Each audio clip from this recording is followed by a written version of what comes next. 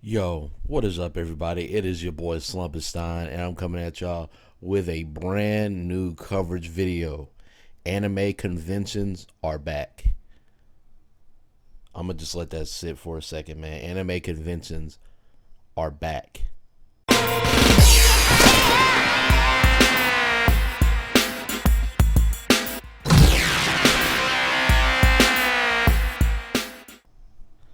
This is the first anime convention that we have been to since November of 2019. That's over a year. And it was a breath of fresh air getting back out there, you know, and chilling with the anime community. We went to Naka-Kon 2021 this weekend. It is here in Overland Park, Kansas, at the Overland Park Convention Center. It is usually, or in the past, it has been in March, around spring break. Due to the pandemic, things have changed. So there was a miniature version of the convention in September this year, this past weekend, Labor Day weekend. And it was a lot of fun. Now, the first thing I want to talk about is just some of the things that they did to combat the pandemic that we are all going through.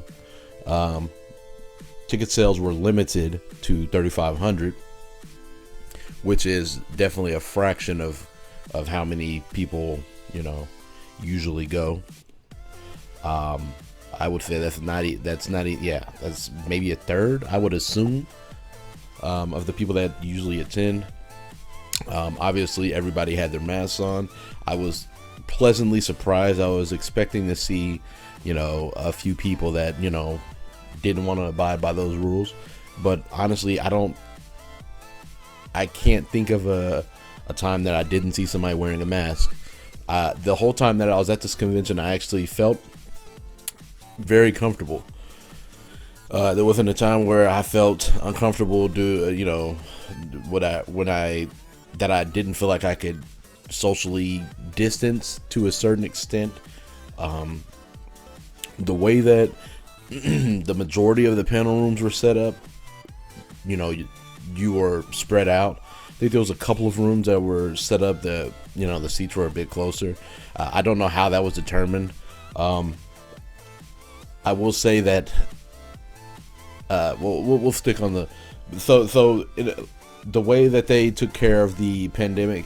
They did to the best of their ability, and I think they did a very good job of limiting capacity and trying to outfit the convention center in a way that there wouldn't be too big of crowds and stuff like that. So back to the panel rooms. They filled up really quick, and I figured that would be the case. It's usually like that when the convention's at full capacity, so I figured that the panel rooms would be probably limited capacity also. And unless you got there pretty early, you're gonna have to stand. And if you were with a group, it was kind of weird because obviously you weren't gonna be able to sit right next to your people in some cases because the chairs were spread out. But the couple of panels that I was able to go into and stay for an extended amount of time, I enjoyed. I always enjoy the AMV contests. Those are always really cool.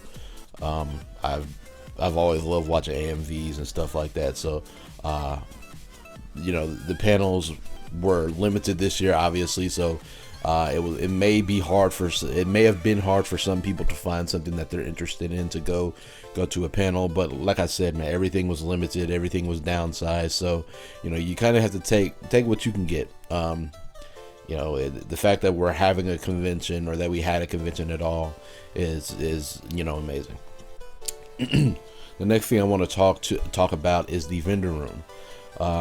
The vendor room was still fairly big. There was a lot of stuff in there. Obviously, you notice some of the stuff that is missing, some of the different types of stuff that you normally see in some of these anime conventions vendor rooms. But like I said, everything is downsized.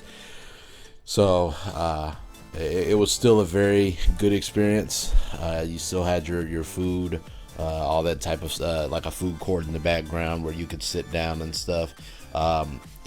The aisles were spaced pretty wide, so there wasn't a lot of crowding, even at like peak hours and peak attendance. You were able to maneuver through that pretty good. Yeah, the vendor room, there was a couple of new ones in there that I had never seen, like the 3D printing. You can get a 3D printed statue of yourself, and a couple of other ones that are really cool. So the vendor room was really, really cool.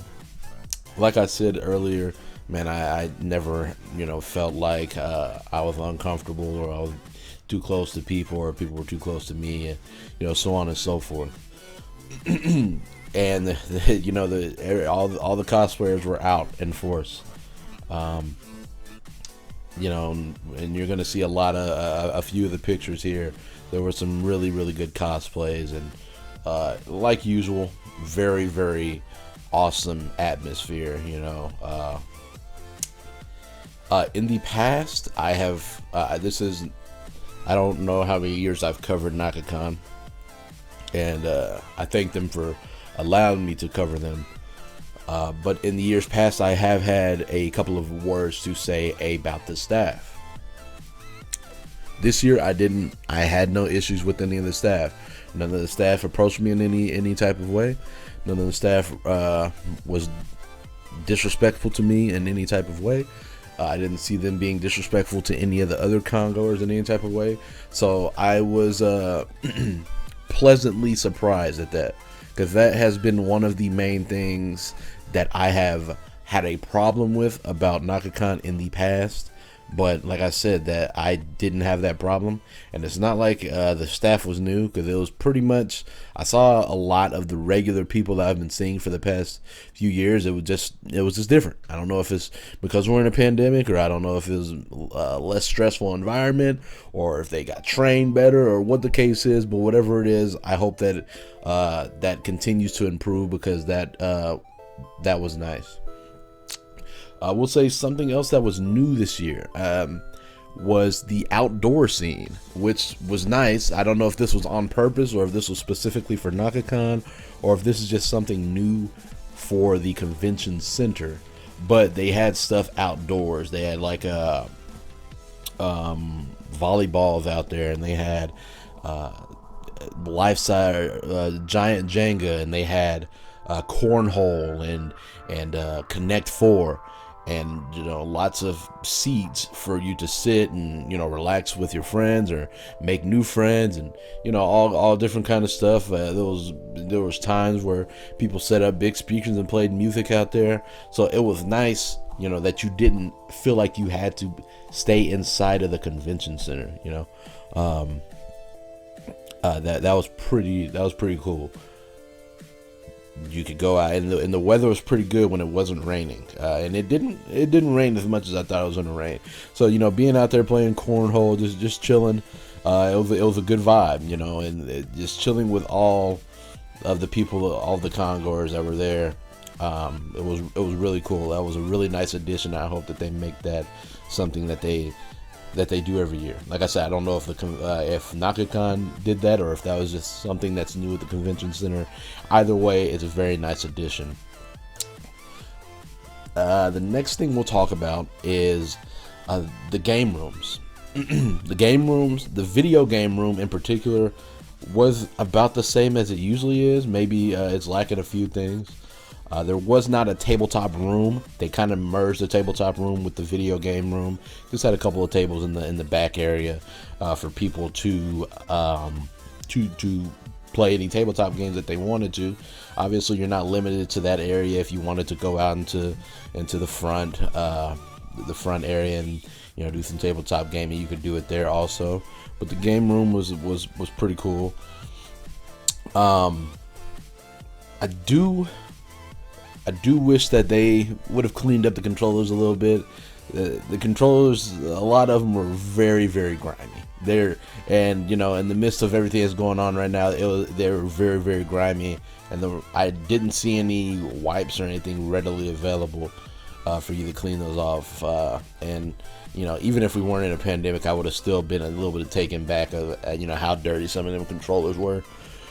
But at that point, I wouldn't even call it a nitpick. But yeah, I was a little taken back by that. But yeah, the game room was really good. Had a couple of arcade machines in there, a couple of retro, consoles. So it was a big compilation of games, Xboxes. They had a big variety of games, new to old, and then they had the VR station, which is pretty cool. People in there playing Beat Saber and whatever the case is. And then they had the arcade room. I don't believe it was open on the Friday, but I did see it on the Saturday and Sunday. A couple of DDR machines and a couple of other things in there that I wasn't too familiar with, but the people were in there having fun also. There weren't as many stands set up. Usually, and this is probably because of the capacity thing, which is, I'm totally fine. Just kind of, speaking candidly about some of the things I saw and that I didn't see. Usually you have some people that sit outside of the vendor room, or they sit, just outside of some places. Excuse me. And they market their conventions. Like I've seen Tulsa, Tokyo and Tulsa there before. I believe I've seen Nebraska on there before. And they're just there to market their conventions, spread awareness for different conventions, give you a chance to win a free pass or anything. That was something that I noticed wasn't there. It's not a big deal. It's just something that I noticed. I'm trying to think if I am forgetting anything at all. I don't want for this video to run too long, but overall, I had a blast at Naka-Kon. It was wonderful having it back. Hopefully it is back again next year.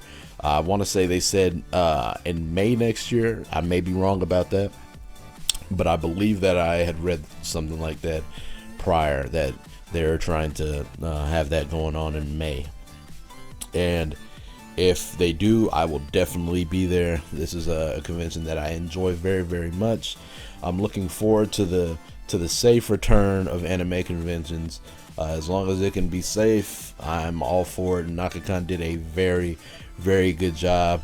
I definitely applaud them for putting in the effort to make sure that everybody felt safe and that everybody was safe.